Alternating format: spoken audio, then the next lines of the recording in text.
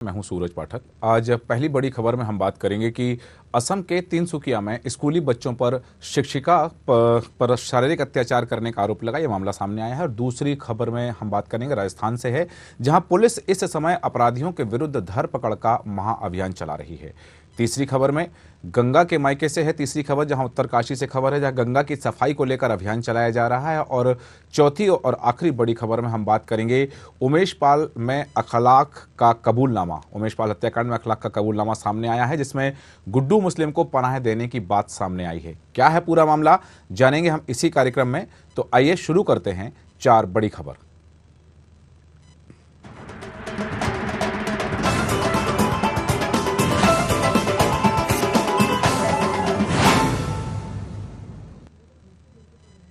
पहली खबर तिनसुकिया से है, जहां 4 साल की उम्र में बच्चा अगर स्कूल जा रहा है तो अभिभावक यह सुनिश्चित करना चाहेंगे कि उनका बच्चा पूरी तरह से सुरक्षित रहे। लेकिन असम के तिनसुकिया स्थित एक स्कूल में इससे उलट तस्वीर सामने आई है। यहां तिनसुकिया शहर के wording words senior secondary school के खिलाफ तिनसुकिया सदर थाने में मामला दर्ज किया गया है। बता दें कि यहां 4 साल की बच्ची के ऊपर स्कूली शिक्षिका पर शारीरिक अत्याचार करने का आरोप लगा है। ऐसे में बर्डिंग बर्ड्स सीनियर सेकेंडरी स्कूल के खिलाफ तिनसुकिया सदर थाने में मामला दर्ज किया गया है। बता दें कि स्कूल सीबीएसई के तहत संचालित किया जा रहा है। सीबीएसई की गाइडलाइंस कहती है कि बच्चों के खिलाफ शारीरिक प्रताड़ना, दुर्व्यवहार नहीं किया जा सकता है। लेकिन स्कूल में नर्सरी में पढ़ रही मासूम बच्ची को प्रताड़ित किया गया। एफआईआर के अनुसार स्कूल शिक्षिका मिताली गोगोई, जो स्कूल प्रिंसिपल की पत्नी भी है, उन्होंने बच्ची को बुरी तरह से चांटा मारा, जिससे बच्ची सहम गई। इसके अलावा स्कूल की डांस टीचर गुरजूत सिंह के खिलाफ भी बच्ची को प्रताड़ित करने का आरोप लगा है। आरोपी शिक्षिकाओं को थाने में पूछताछ के लिए बुलाया भी गया है। आपको बता दें कि 41A के तहत नोटिस जारी करके उन्हें रिहा कर दिया गया है। हालांकि नोटिस के बाद अब शिक्षिका तिनसुकिया से बाहर नहीं जा सकेंगी। इससे पहले भी इस स्कूल पर मनमानी के आरोप लगते रहे हैं। स्कूल पर पुरानी कई शिक्षिकाओं को अकारण निकाले जाने के भी आरोप लगे हैं। कई शिक्षिकाओं ने इस तरह के आरोप भी लगाए हैं।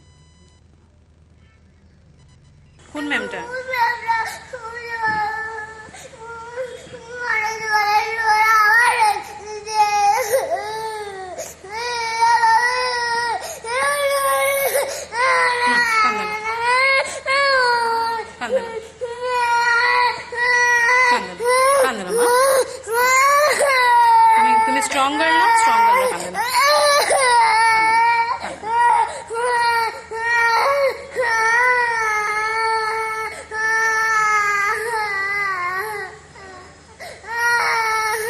फिश জল খাবে একটুকু টিফিন খাও নি কিচ্ছু নাই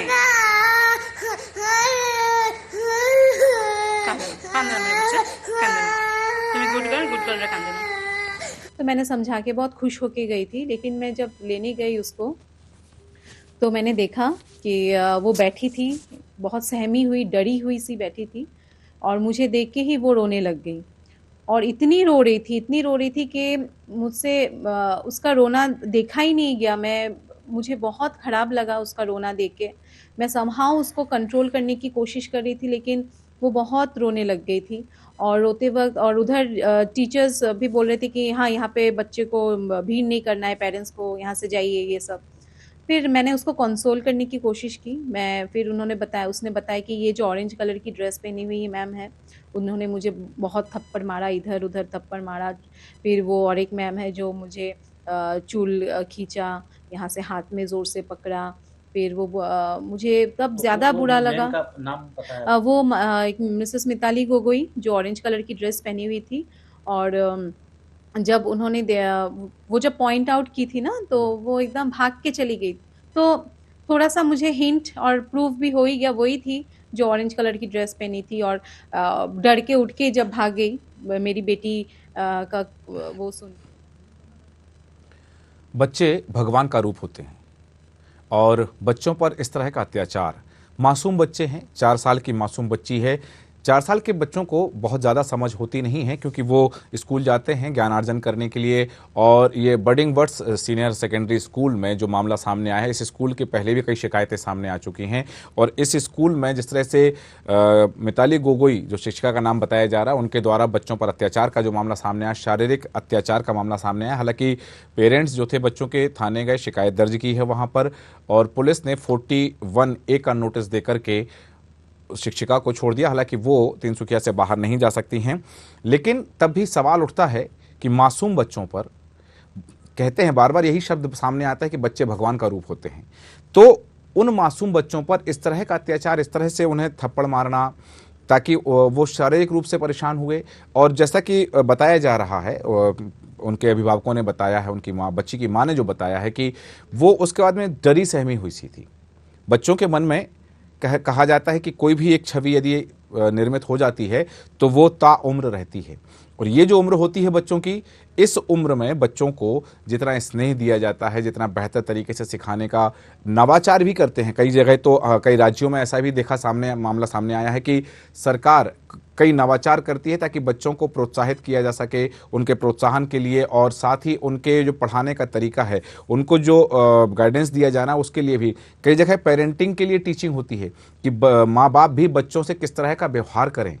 और वहीं एक शिक्षक, एक जो शिक्षिका है जो बच्चों का भविष्य निर्माण करने में जिसकी महत्वपूर्ण भूमिका होती है, जिसे हम गुरु कहते हैं, यदि एक गुरु के द्वारा इस तरह का व्यवहार किया जाता है तो स्वाभाविक बात है कि जो बात सामने आती है कि आजकल के छात्र, आजकल के बच्चे गुरु का सम्मान नहीं करते। लेकिन यदि गुरु ही ऐसी बात करें, ऐसा व्यवहार करें जहां बच्चों के मनो मस्तिष्क पर इस तरह की छवि अंकित हो, तो फिर ऐसे शिक्षकों के लिए, ऐसे गुरुओं के लिए क्या किया जाना चाहिए? बहुत सारे सवाल खड़े होते हैं।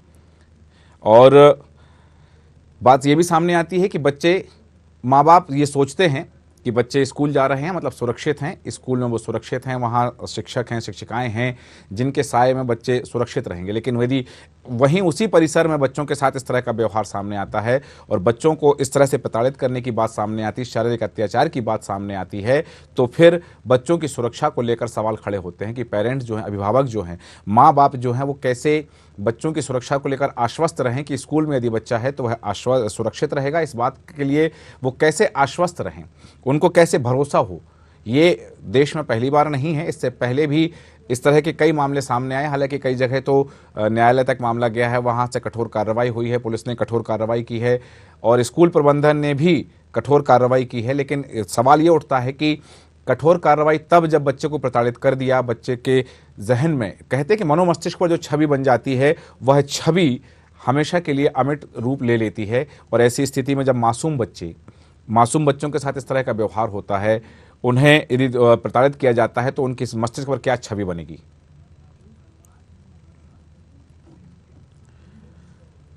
भगवान स्वरूप बच्चे, जिन्हें हम कहते हैं कि बच्चे भगवान का रूप होते हैं, उनके साथ यदि इस तरह का व्यवहार होता है तो स्वाभाविक बात है कि अभिभावकों के मन में चिंता जरूर रहेगी कि बच्चे सुरक्षित कहाँ हैं, स्कूल में भी सुरक्षित नहीं है, वहाँ उनके साथ अत्याचार हो रहा है, तो बच्चों की सुरक्षा को लेकर के सवाल खड़े होते हैं।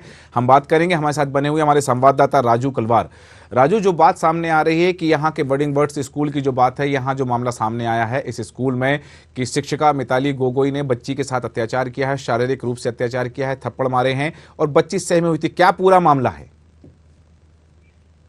जी हाँ गुरु जी, मैं आपको ये तफ्तीश से बता दूं जी कि ये मामला करीबन 20 मार्च को ही स्कूल में घटित हुई थी। हाँ। जो पेरेंट्स द्वारा उसमें कार्रवाई करने के लिए जो स्कूल मैनेजमेंट है, स्कूल मैनेजमेंट को कार्रवाई करने के लिए कहा गया था, मगर उस विषय में कोई भी संज्ञान नहीं लेते हुए देखा गया स्कूल मैनेजमेंट। तो फिर उन्होंने कानून का सहारा लिया और कानून का सहारा लेते हुए उन्होंने सदर थाने तिनसुकिया में एजाहार दाखिल कराया गया है। और बच्ची की हालत भी आपने विजुअल में देखे होंगे कि किस तरह से बच्ची ने खुद अपने आप को जो उसके साथ में जो अत्याचार किया गया है वो खुलकर बता रही है। और सदर थाने में एजाहार दाखिल कराने के बाद में कानून के जब संज्ञान में ये पूरा मामला आया, कानून ने इस तहत मामले के तहत कार्रवाई करते हुए केस भी दर्ज किया गया है। हाँ। और फिलहाल आपको मैं एक जानकारी दे दूं कि पिछले रात कल यानी कि थाने से, तिनसुकिया थाने से तीनों शिक्षिकाओं को एक नोटिस जारी कर उनको बुलाया गया था। और पूरी जानकारी के लिए उनको पूछताछ के लिए उनको बुलाया गया था। और पूछताछ के बाद उनको कोई मामला भी समझ में नहीं आया है और पूछताछ कर सकती है पुलिस इस विषय में, मगर 41A के तहत एक नोटिस जारी कर तीनों शिक्षकों को छोड़ दिया गया है। मैं अपने दर्शकों को एक बात जानकारी दे दूं कि 41A के तहत यानी कि कानून की भाषा में अगर समझाया जाए तो उनको एक तरफ से निगरानी में रखा गया है और तिनसुकिया से बिना अनुमति, कानून से बिना अनुमति, पुलिस की बिना अनुमति से वो बाहर नहीं जा सकते हैं। बिल्कुल। और राजू यहाँ एक बात उठ रही है कि जो बच्चों के अभिभावक हैं, जो माता पिता हैं, वो बच्चों की सुरक्षा को लेकर के चिंतित हैं, तो उनकी क्या मांग है कि क्या कार्रवाई होना चाहिए, वो किस तरह की उनकी क्या बात सामने आ रही है उनकी ओर से? हाँ जी, मैं इसमें आपको एक बात बता दूं कि तिनसुकिया में काफी जो अभिभावक है वो इस विषय को लेकर काफी सचेत है और सभी का नजर बने हुए हैं कि आखिर इस विषय में कोई स्कूल मैनेजमेंट की ओर से कोई कार्रवाई क्यों नहीं की जा रही है। और इसी वजह से इसी कारणवश उन्होंने कानून का सहारा लेना पड़ा और काफी चर्चा का विषय बना हुआ है कि स्कूल मैनेजमेंट इन शिक्षिका के ऊपर में कोई कार्रवाई नहीं कर रही है अभी तक। राजू यहाँ एक बात है कि जो बताया जा रहा है कि जो मिताली गोगोई है, पत्रकारों ने उनसे जब एक बात अपनी पूछनी चाहिए, अपनी जानकारी लेनी चाहिए, तो पत्रकारों के समझ वो आना नहीं चाह रहे हैं, तो अपनी बात पत्रकारों को समझ नहीं रख पा रहे हैं। ये जो शिक्षिका हैं, जो मिताली गोगोई जिनका बताया जा रहा है, जिन्होंने बच्ची के ऊपर शारीरिक अत्याचार किया है, तो वो बताया जा रहा है कि प्रिंसिपल की पत्नी है, इस कारण से प्रबंधन कोई कार्रवाई नहीं कर रहा है क्या? जी हाँ, ये गंभीर बात है क्योंकि ये वो जो प्रिंसिपल है, प्रिंसिपल की वो पत्नी है और शायद इसी का फायदा उन्हें मिल रहा है और इसी की वजह से उन पर कोई कार्रवाई नहीं की जा रही है। तो इस वजह से जो तिनसुकिया के जो अभिभावक है, जितने छात्र जो छोटे छोटे बच्चे के जो अभिभावक है, जो नया अपने स्टूडेंट को स्कूल में दाखिला कराना चाहते हैं, तो इस वजह से वो असमंजस में भी है कि इस तरह से अगर कार्रवाई अगर नहीं देखने को मिली अगर बच्चे के ऊपर में अत्याचार होने के बाद में, तो फिर वो किस आधार पर किसी को विश्वास में ले सकेंगे किसी शिक्षक को। बिल्कुल। यहाँ एक बात और सामने आ रही है कि ये जो बर्डिंग बर्ड्स स्कूल है, इसमें पहले भी इस तरह के मामले सामने आए हैं और शिक्षिकाओं को बेवजह निकालने का भी मामला सामने आया है, तो ये स्कूल शुरू से विवादों में रहा है। क्या क्या स्थिति विवाद रहे हैं इस स्कूल के साथ? जी हाँ, ये एक महत्वपूर्ण विषय है क्योंकि ये लगातार यहाँ पर देखा जाता है कि अभी तक जहाँ हमें जानकारी मिली है 24 से 25 शिक्षकों को वहां से बर्खास्त किया गया है, मगर बर्खास्त करने का कोई वजह नहीं है, कोई ऐसा कोई वजह नहीं है कि उनके ऊपर में कोई आरोप लगा है, मगर बेवजह से उनको निकाल दिया जाता है। और काफी शिक्षक लोग भी अभी आगे बढ़कर आए हैं इस मामले में और अपने अपने बात रख रहे हैं कि हमें कुछ बिना वजह से हमें निकाला जाता है। शायद ये भी बात हो सकती है कि उन्होंने पुराना शिक्षकों को जो पुराने हो जाते हैं उनके साथ जो सैलरी उन्हें बढ़ोतरी करनी पड़ सकती है। सैलरी बचाने के लिए शायद अब कम दामों में शिक्षक खोजना, एक जैसे कि बताया जाता है कि एक स्कूल पूरा व्यवसाय के रूप में परिवर्तन हो चुका है। जी राजू, एक बात और है कि कितने बच्चे होंगे इस स्कूल में और किस आयु वर्ग के हैं, कहां से कहां, किस आयु से किस आयु तक के बच्चे इस स्कूल में पढ़ते हैं? देखिए, ये एक तफ्तीश का बात है। बार्डिंग बर्ड्स स्कूल के लिए मैं अगर बोल दूं आपको तो बार्डिंग बर्ड्स स्कूल में 3 विषय में स्कूल चल रहे हैं। एक तो ये जो अभी जो मामला है वो किंडरगार्टन का है, छोटे छोटे बच्चों का, जो नर्सरी क्लास के जो अपनी जो जिंदगी की पहली कदम वो स्कूल में रखी थी वो बच्ची, और आज का डेट में वो सहमी हुई है। वहां पर एक कॉलेज भी चलता है और 1 से लेकर 12 तक स्कूल भी है। तीनों स्कूल उस एक ही कंपाउंड के अंदर में चल रहे हैं। ये एक तफ्तीश का विषय है, इसके लिए हम बाद में खुलासा करने जाएंगे न्यूज आवर के अपने चैनल के थ्रू। बिल्कुल। राजू, एक आखिरी सवाल मैं पूछना चाहूंगा कि जो बच्ची के अभिभावक हैं, क्या वो आपराधिक मामला दर्ज करने की बात कर रहे हैं कि शिक्षिका पर आपराधिक मामला दर्ज हो और उन पर कठोर कार्रवाई हो? जी गौरव जी, मैं आपको ये जानकारी दे दूं कि फिलहाल ऑलरेडी आपराधिक मामला दर्ज हो चुका है जी, और थाने पर केस रजिस्टर्ड भी हो चुके हैं और उसी के आधार पर पूरी कार्रवाई चल रही है कि जो मैंने आपको बताया कि पिछले रात को शाम को थाने में तीनों शिक्षकों को बुलाया गया था और बुलाकर फिर 41A के तक नोटिस जारी कर उन्हें छोड़ा गया है। और आज का दिन जो अभी भी तिनसुकिया कोर्ट में बच्ची का मजिस्ट्रेट के द्वारा बयान लिया जा रहा है और पूरे के पूरे मामला वहीं पर अभी है, अभी भी बयान लिया जा रहा है मजिस्ट्रेट के द्वारा और अभिभावक भी वहीं भी मौजूद है। चलिए ठीक है, तमाम जानकारी के लिए बहुत धन्यवाद। हमारे साथ बने होते हमारे संवाददाता राजू कलवार। और जिस तरह से बताया जा रहा है कि 4 साल की मासूम बच्ची के साथ में बर्डिंग बर्ड्स सेकेंड सीनियर स्कूल का जो मामला है, वहां एक शिक्षिका ने उनके साथ में मारपीट की है, थप्पड़ मारे हैं, जिससे बच्ची सहमी हुई सी थी।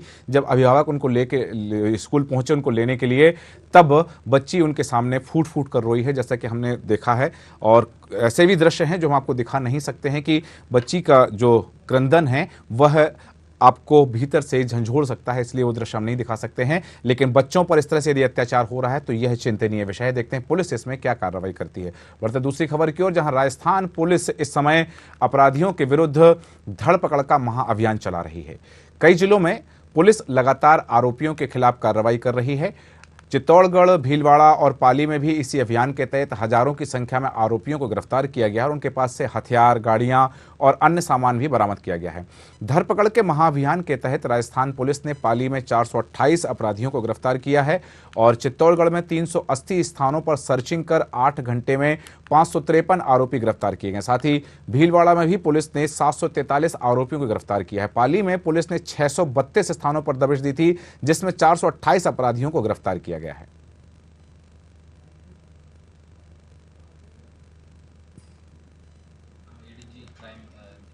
और आईजी जोधपुर रेंज और एसपी सर के निर्देशन में एक अभियान चलाया गया था और इस अभियान में टोटली 1000 पुलिसकर्मी ने पार्टिसिपेट किया था और 150 टीम बनाए थे और 632 स्थानों पर रेड किया गया। और इस अभियान में 428 अपराधियों को हमने पकड़ा था और इसी अभियान में कुल 10 मुकदमे भी बने थे, एनडीपीएस की और एक्साइज एक्ट की और आर्म्स एक्ट की कार्रवाई बना है। चित्तौड़ जिले में चूंकि उदयपुर रेंज मुख्यालय आईजी साहब के द्वारा ये पूरे रेंज में रेड्स कराई गई थी। चित्तौड़ जिले में हमने मॉर्निंग में पूरे जिले में पूरे 28 थानों में रेड्स करते हुए 142 टीमों का गठन किया था, जिसमें करीब 760 पुलिसकर्मी और पुलिस अधिकारी जो ऑफिसेज और लाइन और थानों के हैं वो सब इनकी टीमों का हिस्सा थे। 142 टीमों ने 380 स्थानों पर आज मॉर्निंग से रेड्स करी हैं और इन रेड्स में टोटल हमने 553 अभियुक्तों को गिरफ्तार किया गया है। असामाजिक तत्वों के खिलाफ एक महाअभियान प्रारंभ किया था। सुबह 3 बजे से 1200 से ज़्यादा पुलिस फोर्स, 200 से ज़्यादा टीमें और 250 से ज़्यादा स्थानों पर दबिश दी गई। इसके अंदर 750 के लगभग लोगों को हमने डिटेन किया है, 250 से ज़्यादा वाहन हमने सीज किए हैं और तकरीबन 100 के आसपास एक्ट के मुकदमे बने हैं, जिसके अंदर हथियार के मुकदमे, अवैध बजरी खनन के और एक्साइज के, अवैध दारू के, अन्य सेक्शंस के अंदर ये मुकदमे बनाए गए हैं। तो एक अच्छा धरपकड़ का अभियान ये रहा है। इसके अंदर एक्टिव जो बदमाश हैं, चाहे वो हिस्ट्री शीटर हों, स्टैंडिंग वारंटी हों, भगौड़े हों, पुराने संगीन मुकदमों में वांछित अपराधी हों, तो इस तरीके से जो ऐसे तत्व जो समाज के लिए प्रॉब्लम क्रिएट करते हैं और जिनकी जगह सलाखों के पीछे उनके खिलाफ एक महाअभियान चलाया गया था और उसमें काफ़ी अच्छी सक्सेस हमें मिली है। जहां एक तरफ अपराधियों पर अंकुश लगाने के लिए, अपराधों पर अंकुश लगाने के लिए पुलिस इस तरह के महाअभियान चला रही है, लेकिन उस अभियान को लेकर सवाल भी खड़े हो रहे हैं कि हजारों की संख्या में ये अपराधी, ये आरोपी गिरफ्तार किए गए हैं, तो कल एक ही दिन में इन्होंने इतने अपराध नहीं किए हैं। ये पहले से यदि वांछित थे और पहले से ये हिस्ट्री शीटर थे, तो पुलिस ने ये एक दिन में ही इतनी बड़ी कार्रवाई जो की है उसको लेकर सवाल खड़े हो रहे हैं। हम बात करेंगे, हमारे साथ बने हुए हमारे संवाददाता जयपुर से विष्णु प्रसाद। विष्णु, जो राजस्थान पुलिस की कार्रवाई सामने आ रही है कि महाअभियान चलाया है, धरपकड़ का महाअभियान है और इस महाअभियान में उन्होंने कई जिलों में हजारों की संख्या में आरोपियों को गिरफ्तार किया है, सामान बरामद किया है, ये एक ही दिन इतनी बड़ी कार्रवाई करने के पीछे पुलिस का क्या उद्देश्य सामने आ रहा है? देखिए पुलिस की, हेलो जी बोलिए। देखिए पुलिस की इतनी बड़ी कार्रवाई एक ही दिन में नहीं हुई। ये प्लान डीजीपी का पिछले 15 दिन से चल रहा था। हर जिलों में अलग अलग जगह जहां अपराधी तत्व पाए जाते थे उनका पहले रिकॉर्ड लिया गया है, उसके बाद ये कार्रवाई हुई है। ठीक है, लेकिन यहाँ विष्णु एक सवाल ये पैदा हो रहा है, जैसे हम बात कर रहे हैं भीलवाड़ा में कल कार्रवाई हुई है, चित्तौड़गढ़ में हुई है, पाली में हुई है, तो जहाँ कहीं 748 आरोपी गिरफ्तार किए गए हैं, 428 आरोपी गिरफ्तार किए गए हैं और इस तरह से जो गिरफ्तारियां हुई हैं, तो ये पहले से अगर प्लानिंग थी, तो ये जो आरोपी हैं ये पहले से अपराध करते रहे हैं, हिस्ट्री शीटर रहे हैं, वांछित रहे हैं पुराने मामलों में, वाहन लगभग 248 वाहन जब्त किए गए एक जिले में, तो ये माना कि पहले से तैयारी रही है, इसलिए अपराधों पर अंकुश लगाने के लिए है या पुलिस का डर बिठाने के लिए है ये कार्रवाई? देखिए इस समय चुनावी माहौल चल रहा है, तो ज्यादा से ज्यादा अपराधियों को पकड़कर और आमजन में विश्वास दिलाना चाहती है सरकार, तो ये पुलिस महानिदेशक के विशेष आदेशों के तहत यह कार्रवाई हो रही है। चलिए ठीक है, तमाम जानकारी के लिए बहुत धन्यवाद। इस तरह से बताया जा रहा है कि राजस्थान में इस समय पुलिस का महाअभियान चल रहा है और धर पकड़ के महाअभियान के तहत कई जिलों में कार्रवाई हुई है। वहीं बात करें चित्तौड़गढ़ में, भीलवाड़ा में, पाली में, तो पुलिस ने एक ही दिन में कार्रवाई करके हजारों की संख्या में आरोपियों को गिरफ्तार किया। उनके पास से असला बरामद किए हैं, हथियार बरामद किए हैं, शराब बरामद की है, वाहन भी जब्त किए हैं। और पुलिस की यह जो कार्रवाई है यह निरंतर चलने की बात कही जा रही है ताकि अपराधों पर अंकुश लगे। और चूंकि चुनावी माहौल लगभग बन ही चुका राजस्थान में, तो ऐसी स्थिति में अपराधों पर अंकुश लगाने के लिए और अपराधियों को की धरपकड़ के लिए पुलिस महाअभियान चला रही है। बढ़ते हैं अगली खबर की ओर, जहां एक तरफ तो सरकार मां गंगा को स्वच्छ रखने के लिए करोड़ों रुपए खर्च कर रही है, वहीं जमीनी हकीकत कुछ और है। हम बात कर रहे हैं मां गंगा के मायके उत्तरकाशी की, जहां के प्रवेश द्वार पर ही कूड़े का पहाड़ खड़ा कर दिया गया है, जिसके कारण यहां के स्थानीय निवासियों को परेशानी का सामना करना पड़ रहा है। गौरतलब है कि जनपद के प्रवेश द्वार से ही यात्रियों का स्वागत कूड़े के ढेर से हो रहा है। वहीं स्थानीय विधायक का कहना है कि इस समस्या के समाधान के लिए वह लगातार मुख्यमंत्री और शहरी विकास मंत्री के संपर्क में है और संपर्क करके जल्दी ही समस्या से निजात दिला सकेंगे। 4 वर्षों से जो है तांबा खाड़ी के पास, जो कि मां गंगा की तलहटी से 10 से 12 मीटर की दूरी पर है, ऊंचाई पर है, वहाँ पर जो है कूड़ा डंप किया जा रहा है। और नगर पालिका द्वारा जो है कूड़ा निस्तारण के लिए जो है कोई भी किसी भी तरह की जमीनी स्तर पर कार्रवाई नहीं की जा रही है। एक जगह जीरो वेस्ट को 9 लाख रुपए प्रति माह दिया जा रहा है कि वो कूड़े का निस्तारण करे, पर वो सारा कूड़े का जो ढेर है वो लगातार वहाँ पर जमा किया जा रहा है। और आज स्थिति इतनी है कि आज वहाँ पर जो है बिल्कुल भी कूड़ा रखने के लिए तक जगह नहीं है और पहाड़ इतना बढ़ गया है कूड़े का कि वो किसी दिन जो है पूरा जो कूड़े का पहाड़ है वो मां गंगा में समाहित हो जाएगा, ऐसी स्थिति है। उस दिन शासन प्रशासन भी जो है किसी स्थिति में मुंह दिखाने लायक नहीं बचेगा, ऐसी स्थिति उस की हो रखी है। देखिए, जहाँ तक कि नगर पालिका की बात है, कोई भी अध्यक्ष हो चाहे कोई विधायक हो, वो जब एक बार अपने पद पर काबिज होता है तो किसी पार्टी विशेष का नहीं रह जाता है, वो जनता का प्रतिनिधि होता है और जनता के लिए काम करने की जिम्मेदारी उसकी बनती है, चाहे वो विधायक हो तो चाहे वो नगर पालिका अध्यक्ष हो। आज वर्तमान में आप स्थिति देख रहे होंगे। मैं विधायक जी से पूछना चाहता हूं कि आप सरकार में बैठे हुए हैं और इस सरकार में इस उत्तरकाशी का जो प्रभारी मंत्री है वो शहरी विकास मंत्री है, और इससे पहले जो जिला योजना थी उस जिला योजना की कैसी बंदर बांट हुई कि उस कूड़े को लेके एक भी सोच नहीं रखी गई। देखिए, हमारी दृढ़ इच्छा की शक्ति है कि इतने सालों से, मुझे तो अभी 1 साल बना हुआ, और इतने सालों से उत्तरकाशी कूड़े का अब तक निस्तारण नहीं हुआ। लोग बहुत बड़े विकास की बात करते हैं, हम लोगों का बहुत बड़ा दुर्भाग्य है और हम इसके लिए लगातार प्रयासरत है। 1 साल से हमारी सरकार इसके लिए लगातार प्रयासरत है। हमारी कार्यदायी संस्था नगर पालिका के क्षेत्र में ये कूड़े का मसला आता है, लेकिन कहीं ना कहीं हम इसका निदान करने के लिए प्रयासरत करेंगे। नगर पालिका ने जो हमारा तांबा खानी के ऊपर जो कूड़ा है पड़ा हुआ है, जो सबसे ज़्यादा इस वक्त ज्वलंत मुद्दा वही है, उसके लिए सर हमने टेंडर प्रक्रिया निभाई थी। टेंडर हमारे हो चुके हैं, उसमें हमारी DPR भी बनी थी 73 लाख रुपए की। उसी के अगेंस्ट एक कंपनी को ये टेंडर मिल गया है, जिसने वर्क ऑर्डर भी हमें जैसे जारी कर दिया है और 1 हफ्ते के बाद वो काम स्टार्ट कर देगा। यहाँ पर कूड़ा उठाने का कार्य हो जाएगा। गंगा, जिनके नाम से ही पवित्रता झलकती है, कहते हैं कि गंगा में स्नान करने के बाद में तन भी स्वच्छ होता है और मन भी साफ होता है।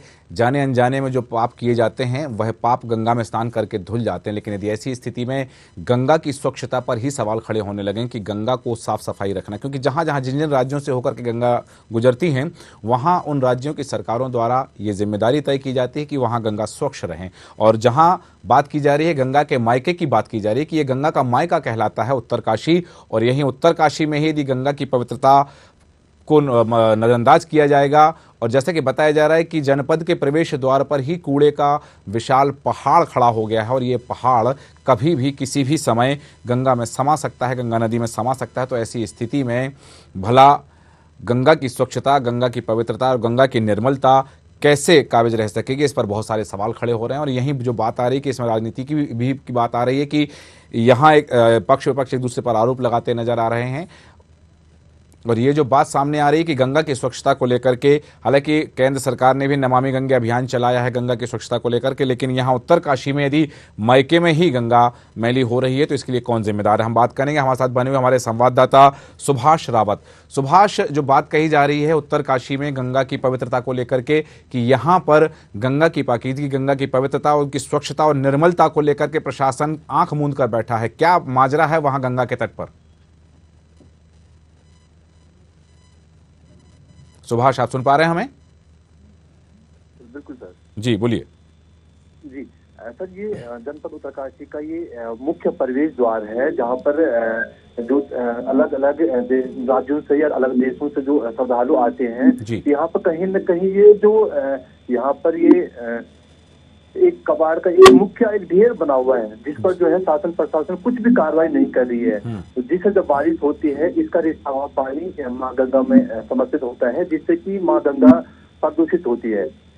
जी, यहाँ एक बात यह आ रही है सुभाष की, जो बात कही जा रही है कि जो कूड़े का ढेर है तो स्थानीय प्रशासन के द्वारा, नगर प्रशासन के द्वारा, जिला प्रशासन के द्वारा, राज्य शासन के द्वारा इस कूड़े के निष्पादन के लिए कोई उपाय किए जा रहे हैं? जी, जब अभी उनके फिलहाल उनसे बात की है तो उन्होंने कहा है कि इसका जो टेंडर पड़ गया है उसका टेंडर पड़ के 1 महीने बाद ये कबाड़ा जहाँ पर ढेर बना हुआ है इसको हटाने की प्रक्रिया चल रही है। जी, सुभाष, कहते हैं कि गंगा नदी में जो श्रद्धालु आते हैं उत्तरकाशी में पूरे देश भर से और अन्य दूसरे देशों से भी, देश के सभी राज्यों से लोग आते हैं, और यदि प्रवेश द्वार पर ही इस तरह की तस्वीर दिखती है तो श्रद्धालुओं के मन में किस तरह का वातावरण वहां निर्मित होता है? जी, यही स्थानीय लोगों को कहना है क्योंकि ये प्रवेश द्वार है जनपद उत्तरकाशी का, वो यहाँ पर लोगों की काफी आस्था है जनपद उत्तरकाशी में, जिस प्रकार की माँ गंगा का यहाँ पर उद्गम स्थल यहीं से निकल के माँ गंगा जाती है। तो यही स्थानीय लोगों का कहना है कि कहीं ना कहीं जो बाहर से राज्यों से जो श्रद्धालु आते हैं कहीं ना कहीं हमारे जो जनपद उत्तरकाशी है कहीं वो गलत तस्वीर न जाए, यही सबका स्थानीय लोगों का कहना है। ठीक है, तो निगम प्रशासन, जिला प्रशासन की बात करें तो उन्होंने कहा है कि टेंडर हुए हैं और उसके बाद में 1 महीने के अंदर ये चीज होगा। तो यहाँ कोई सामाजिक संगठन या जो गंगा स्वच्छता के लिए, जैसे केंद्र सरकार ने भी नमामि गंगे अभियान चलाया हुआ था, तो स्थानीय सामाजिक संगठन भी इस बात को लेकर के इसके विरोध में है, आवाज उठा रहे हैं? नहीं, संगठन अगर मैं नमामि गंगे की बात करूं उनका यहाँ पर बराबर जनपद उत्तरकाशी में कार्यक्रम चलता है, लेकिन यहाँ पर जहाँ पर उनका कार्यक्रम था तो वहीं से 200 मीटर करीबन तामाखानी है जहाँ पर एक कूड़ा का ढेर बना हुआ है, लेकिन यहाँ पर किसी की नजर नहीं पड़ती है। जी, चलिए, तमाम जानकारी के लिए बहुत धन्यवाद। हमारे साथ बने हुए थे फोन लाइन पर हमारे संवाददाता उत्तरकाशी से सुभाष रावत। और जैसा कि बताया जा रहा है कि यहाँ अभियान तो चलता है और सफाई की बातें तो होती है, लेकिन धरातल पर जो तस्वीर सामने आती है वो बिल्कुल उससे इतर तस्वीर होती है। और माँ गंगा की बात की जा रही है कि माँ गंगा में स्वच्छता के लिए सभी लोग जाते हैं, उनके दर्शन से जहां नयन पुलकित होते हैं, मन और तन स्वच्छ होते हैं, लेकिन उनकी स्वच्छता को लेकर के स्थानीय प्रशासन की बात करें उत्तरकाशी में, जिला प्रशासन की बात करें या राज्य शासन की बात करें तो वो कितनी गंभीर है ये तस्वीरें साफ बयां करती हैं कि माँ गंगा मायके में ही मैली हो रही हैं। देखना है कि प्रशासन इस ओर क्या ध्यान देता है। बढ़ते हैं चौथी और आखिरी बड़ी खबर की ओर, जहां उमेश पाल हत्याकांड में एक नई बात सामने आई है। एसटीएफ के अधिकारियों के मुताबिक डॉक्टर अखलाक ने पूछताछ में कबूल किया है कि उसने गुड्डू मुस्लिम को दूसरी जगह भागने से पहले 50,000 रुपए दिए थे। जांच में यह बात भी सामने आई है कि डॉक्टर अखलाक साबरमती जेल में बंद अतीक अहमद और बरेली जेल में बंद अशरफ से लगातार मोबाइल पर बातें करता था। मेरठ से गिरफ्तार किए गए माफिया अतीक अहमद के बहनोई डॉक्टर अखलाक के घर पर उमेश पाल हत्याकांड के गुड्डू जो मुस्लिम था, जो शूटर था, गुड्डू मुस्लिम ने पनाह ली थी। राजू पाल हत्याकांड के गवाह उमेश पाल की हत्या के बाद में रोडवेज की बस से पश्चिमी यूपी की तरफ से फरार हुए गुड्डू मुस्लिम के मेरठ में डॉक्टर अखलाक के घर आकर ठहरने का पूरा वाकया सीसीटीवी में कैद हो गया था। बीते कई दिनों से शूटरों की तलाश में जुटी एसटीएफ को जैसे ही सीसीटीवी से इसका सुराग मिला, उन्होंने डॉक्टर अखलाक को गिरफ्तार कर लिया था।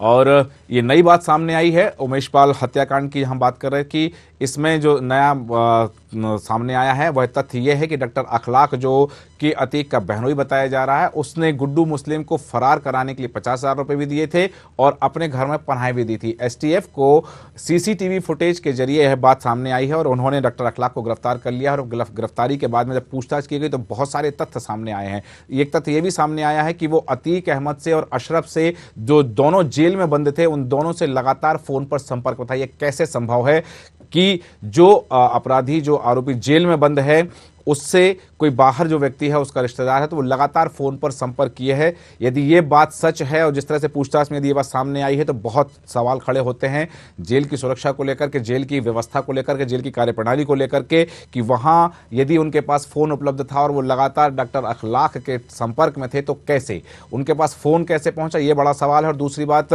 गुड्डू मुस्लिम को फरार कराने के लिए 50,000 रुपए डॉक्टर अखलाक ने दिए थे और जब अपने घर पर पनाह दी थी तो पूरा वाक्य जो था सीसीटीवी में कैद हो गया था। और सीसीटीवी में कैद हो जाने के बाद में जब एसटीएफ लगातार शूटर्स को तलाश कर रही थी तो उनके सामने जब ये बात सामने आई कि डॉक्टर अखलाक के घर के बाहर लगे सीसीटीवी में पूरा मामला दर्ज कैद हो चुका है, तब उन्होंने डॉक्टर अखलाक की गिरफ्तारी की और गिरफ्तारी के बाद में पूछताछ की तो पूछताछ में बहुत सारे बड़े तथ्य सामने आए हैं, इनका खुलासा हुआ। और ये जो बातें सामने आई हैं ये बहुत सारे सवालों को जन्म देती हैं, सुरक्षा की बात को जन्म देती हैं। सबसे बड़ा सवाल ये कि यदि डॉक्टर अखलाक ने 50,000 रुपए दिए थे और उत्तर प्रदेश से भगाने में गुड्डू मुस्लिम की मदद की थी तो ऐसी स्थिति में सवाल खड़े होते हैं। सवाल बहुत सारे आते हैं कि यदि वो डॉक्टर अखलाक लगातार फोन पर बात कर रहे थे जेल में बंद अतीक से और जेल में बंद अशरफ से, तो उनके पास फोन कैसे पहुंचा। हमारे साथ बने हुए हमारे संवाददाता फोन लाइन पे प्रयागराज से नन्हे सिंह, जिस तरह से बात सामने आ रही है कि डॉक्टर अखलाक से बहुत सारे सवाल किए गए हैं, एसटीएफ ने जब पूछताछ की है तो पूछताछ से बहुत सारे खुलासे हुए हैं। सबसे बड़ी बात यह आई है कि 50,000 रुपए देकर के डॉक्टर अखलाक ने ही गुड्डू मुस्लिम को फरार करवाया था। क्या है पूरा मसला, क्या क्या बातें सामने आई हैं अभी तक? जी, अभी तक जो जानकारी प्राप्त हुई है एसटीएफ और एसओजी की टीम जो है जो छापा मारी है वो जो सुबह की एक 5 बजे की सुबह 6 बजे की ये जो टीम सीसीटीवी में अभी जो वायरल हुआ है एसटीएफ के द्वारा, उस सीसीटीवी में आप देख सकते हैं कि जो गुड्डू बमबाज है जो किस तरह से बम को फेंकता है और वो जो है वहाँ पे जाता है और जो चिन्हित किया जाता है अभी तक जो उसकी तस्वीर है वो खुलकर सामने नहीं आ रही, क्योंकि गुड्डू जो मुस्लिम था वो जो है थोड़ा सा ये इसमें दाढ़ी उसका हल्का सा आ रहा, लेकिन वो इस तरह से उसका चेहरा मैच नहीं हो रहा है, जो कि प्रशासन द्वारा दिया गया कि ये गुड्डू मुस्लिम है, जो कि वहाँ पे अखलाक जो अतीक अहमद के बहनोई है उनके यहाँ ये गए हुए थे और सुबह के समय वो गेट पे किस तरह जाते हैं, वो अंदर उनके परिवार रहता है, परिवार के साथ वो लोग मेल मिलाप करते हैं, गले मिलते हैं और उनके परिवार आवा भगत में उनके जो है किस तरह से आप देख सकते हैं तस्वीरों में वो जो है उनको जो है नाश्ते पानी के लिए आप देख सकते हैं किस तरह उनके परिवार के लोग मिल देते हैं और उनको जो है अंदर ले जाते हैं और ब्लैक शर्ट में जो है वो नन्हे सिंह, एक बात और सामने आ रही है, जो बात कहा जा रहा है कि पूछताछ में अतीक के बहनोई डॉक्टर अखलाक ने खुलासा किया है, ये सूत्र बता रहे हैं, सूत्रों के मुताबिक यह जानकारी है कि जेल में बंद अतीक अहमद और जेल में ही बंद अशरफ से डॉक्टर अखलाक लगातार फोन पर संपर्क में थे। ये बात कितनी सच है, कितनी पुष्ट होती है बात? जी, अभी तक ये जो सामने आया है कि ये जो है लगातार संपर्क में था अशरफ और अतीक के जो है जो कि अब जेल में बंद है। सबसे बड़ी ये खबर है कि जो ये लोग जेल में बंद है किस तरह से इनके पास फोन था और कैसे लोग इनके टच में थे और किस तरह बातें होती थी। ये बहुत बड़ी ये जो है चुनौती है सरकार के लिए कि जो है जेल में अगर इस तरह से अगर हो रहा है, बातचीत हो रही है और इस तरह से पहली बार नहीं है, इसके पहले भी आप देख सकते हैं देवरिया जेल में बंद माफिया अतीक अहमद ने अपने गुर्गों के द्वारा जो है किस तरह से जो है खाले अपने जो इस तरह से फोन पे जो है धमकियां देकर के लोगों को उठवा लेता था जेल में वहाँ मारता पीटता था। इस तरह से भी सूचनाएं जो है किस तरह से प्रसारित हुई थी। ये इस तरह से बहुत बड़ी घटना है। बिल्कुल, इस बात को लेकर के नन्हे सिंह एसटीएफ की तरफ से, एसओजी की तरफ से कोई पुष्ट बयान सामने आया है अभी तक? अभी तक जो ये पुष्टि बयान आ रहा है कि चूंकि जो ये दिखा रहा है कि गुड्डू बमबाज का जो है गुड्डू मुस्लिम जो है वो तस्वीरों में है, जबकि ये गुड्डू मुस्लिम का तस्वीर नहीं हो सकता, क्योंकि प्रयागराज के जितने भी रिपोर्टर है गुड्डू मुस्लिम और अन्य जो वहाँ के मोहल्ले के लोग हैं गुड्डू मुस्लिम की पुष्टि नहीं कर रहे हैं। हो सकता है कि ये असद हो सकता है। अच्छा, एक और बात है कि डॉक्टर अखलाक जो अतीक के बहनोई है उनसे और क्या क्या पूछताछ की गई है और क्या क्या कबूलनामा उनका सामने आया है? जो अभी तक जो पूछताछ हुई एसटीएफ एसओजी की टीम के द्वारा, उन्होंने ये कहा कि ये लोग जो यहाँ पे आए थे इनको 50,000 रुपया जो है यहाँ से दे करके भगाया गया है, क्योंकि यहाँ से जब 24 फरवरी की इस तरह हत्या हुई उसके बाद ये यहाँ से निकलते हैं बस के द्वारा पहुँचते हैं। जिस तरह से आप देख सकते हैं मेरठ में ही माफिया अतीक अहमद के बहनोई रहते हैं और वहाँ एक सरकारी डॉक्टर है, उनका नाम अखलाक है। अखलाक के घर ये लोग पहुंचे हैं सुबह 6 बजे। 6 बजे के बाद जो है किस तरह से वहाँ मुलाकात करते हैं और मुलाकात में जो है ये जो है अपनी बातों को रख के वहाँ पे इनको कुछ खर्चे बच्चे जो 50,000 के रुपए की जो है इसमें बात आ रही है और उसमें ये लोग उनको वहाँ से भगाते हैं कि आप ये जो है आने जाने का लोग व्यवस्था करते हैं किस तरह से। ये बहुत बड़ी बात है और एसटीएफ जो है उनको अभी तक अरेस्ट लेकर अभी अपने कस्टडी में ले ली है।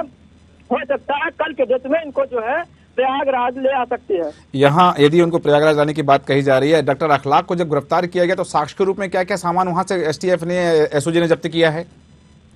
अभी तक सर उसकी खुलासा नहीं हो पा रहा है। जो भी सामग्री बरामद हुई है वो ये जो है यहाँ आने के बाद ही पत्रकारों के सामने जो है रखा जाएगा। चलिए ठीक है, तमाम जानकारी के लिए बहुत धन्यवाद। हमारे साथ बने हुए थे फोन लाइन पे प्रयागराज से हमारे संवाददाता नन्हे सिंह। और जिस तरह से बताया जा रहा है कि इस मामले में उमेशपाल हत्याकांड में जो अब सामने आई है पूरी जानकारी की, डॉक्टर अखलाक को एसटीएफ ने गिरफ्तार किया है और डॉक्टर अखलाक जो है अतीक अहमद के बहनोई हैं, जो जिन्होंने गुड्डू बमबाज को शरण देने की बात कही है कि जो गुड्डू मुस्लिम था, जो बमबाज था, उसको शरण दी है और उसे फरार कराने के लिए 50,000 रुपए भी खर्चे के लिए दिए गए थे। और साथ ही एक और बड़ी बात सामने आ रही है, सूत्र बताते हैं कि डॉक्टर अखलाक ने इस बात का खुलासा किया है कि वह अतीक अहमद जो जेल में बंद था और अशरफ जो भी जेल में बंद था, उन दोनों से लगातार फोन में संपर्क था। यदि यह बात सामने आती है और एसटीएफ इस बात की पुष्टि करती है तो सवाल खड़े होते हैं कि आखिर वास्तव में वो कैसे संपर्क में था, जेल में बंद और अपराधियों के पास मोबाइल फोन कैसे पहुंचा और वो कैसे इनके संपर्क में थे। देखते हैं कि एसटीएफ क्या खुलासा करती है और एसटीएफ के खुलासे के बाद में और क्या क्या बातें सामने आती हैं। 4 बड़ी खबर में इतना ही।